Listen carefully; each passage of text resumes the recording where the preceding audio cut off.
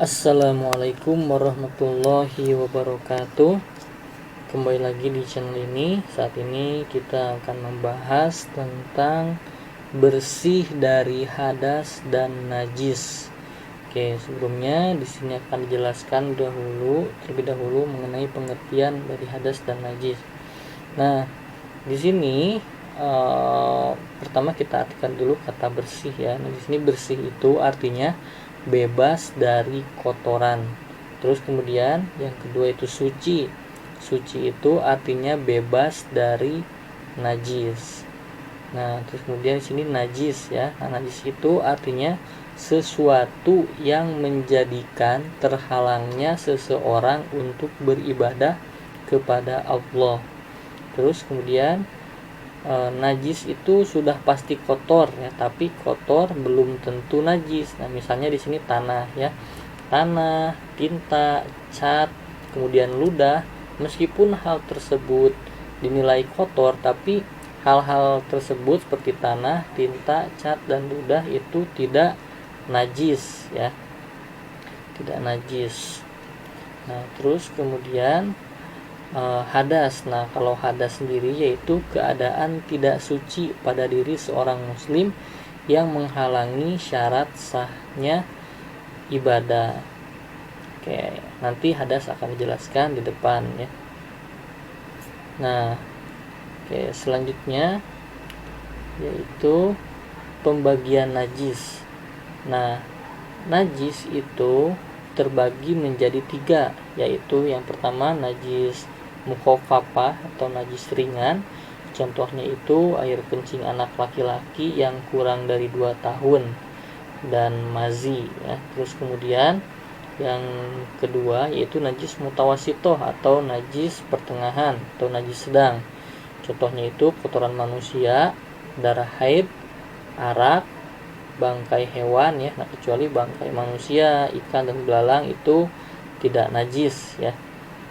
Dan lain-lain. Terus kemudian selanjutnya yaitu najis mughallazoh atau najis berat. Nah, yaitu contohnya anjing dan babi. Ada yang mengatakan kalau anjing dan babi itu kering itu tidak apa-apa, tapi yang najis itu air liurnya ataupun kotorannya ya. Tapi di sini kita untuk menjaga amannya dari perbedaan pendapat tersebut, kita untuk dijaga-jaga saja. Di sini najis mughallazoh itu adalah najis anjing dan babi, apapun yang berkaitan dari anjing dan babi, entah itu air liurnya, kemudian termasuk anjing dan babinya sendiri. Nah, itu dikategorikan sebagai najis mughallazoh atau najis berat. Oke, selanjutnya yaitu pembagian hadas. Nah, hadas itu terbagi menjadi 2 bagian. Yaitu ada hadas kecil ya. Hadas kecil itu adalah hadas yang dapat disucikan dengan cara wudhu. Contohnya buang air besar dan kecil. Nah, kecuali udara atau keluar udara ya, keluar udara dari dubur atau kentut. Nah, itu contoh dari hadas kecil.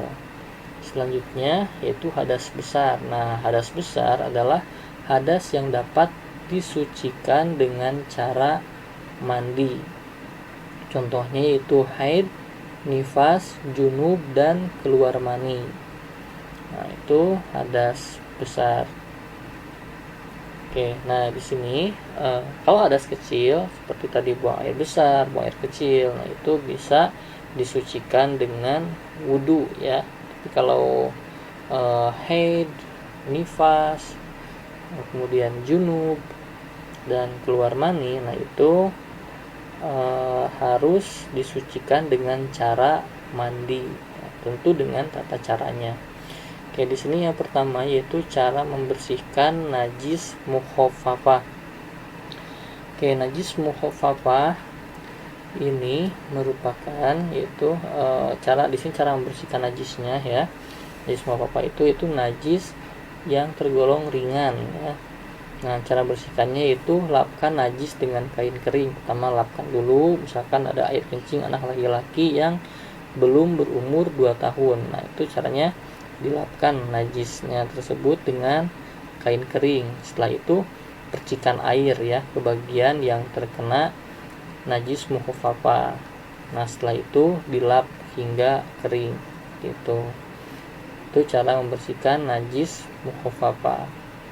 Dengan demikian misalkan kita terkena air kencing laki-laki ya pada bagian tangan kita, nah kita lap aja dengan kain kering atau dengan tisu ya, kalau ada tisu, terus kemudian kita percikan air. Bagusnya ya dibasuh, bagusnya ya, malah lebih nantinya akan terhanyutkan si najisnya tersebut. Tapi dengan dipercikan saja juga itu tidak apa-apa. Lalu kemudian dilap lagi dengan lap gitu ya hingga kering. Dengan demikian kita sudah berada dalam keadaan suci kembali gitu ya, bersih kembali seperti itu. Itu cara membersihkannya. Terus kemudian ada juga cara membersihkan najis mutawasitoh atau najis pertengahan. Nah pertama misalkan tadi ya, contohnya najis mutawasitoh itu seperti kotoran ya, kotoran manusia, kotoran hewan ya seperti ayam dan lain sebagainya. Nah caranya itu dibuang dulu najisnya. Misalkan ada kotoran di baju kita ya, maka kotoran tersebut dibuang terlebih dahulu, kotorannya dibuang terlebih dahulu. Nah setelah itu cuci pakaian kita yang terkena najis itu, kita cuci ya sampai baunya itu hilang, rasa dan warnanya juga hilang ya dari kotoran itu yang menempel pada kain kita. Nah kalau sekarang kan ada deterjen ya, itu malah lebih bagus lagi, kita cuci dengan deterjen itu malah lebih bersih seperti itu. Itu cara membersihkan najis mutawasito, harus dengan air mengalir, dan bagusnya lagi ditambah dengan deterjen ya seperti itu. Itu malah makin hilang, makin terangkat si najisnya itu. Oke, yang terakhir yaitu ada cara menghilangkan najis mughalazo. Nah pertama itu buang terlebih dahulu bagian najisnya ya. Misalkan ada kotoran anjing atau ada air liur anjing ya yang menempel pada pakaian kita atau ada pada anggota badan kita. Nah pertama itu cucilah bagian yang terkena najis tersebut disertai air yang bercampur dengan tanah. Ingat ya, tanah itu bisa mensucikan karena pada dasarnya tanah itu bersih ya. Misalkan sepatu kita terkena atau menginjak kotoran anjing atau kotoran babi lah seperti itu yang dinilai dilabeli sebagai najis mughalazo. Nah maka sepatu kita itu kita cuci dulu ya, kita buang dulu kotorannya, terus kemudian cuci bagian tersebut dengan air yang sudah dicampurkan dengan tanah, digosok-gosok sampai benar-benar lepas najisnya itu. Terus kemudian cucilah dengan air sebanyak 6 kali, itu minimal 6 kali ya, sehingga hilang warna, bau dan rasanya. Jadi minimal tuh 6 kali dicuci dengan air.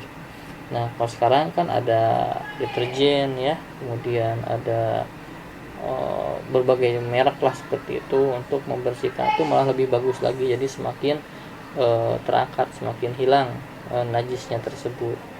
Oke, itulah pembahasan tentang bersih dari hadas dan najis. Oke, terima kasih, semoga ada manfaatnya. Wassalamualaikum warahmatullahi wabarakatuh.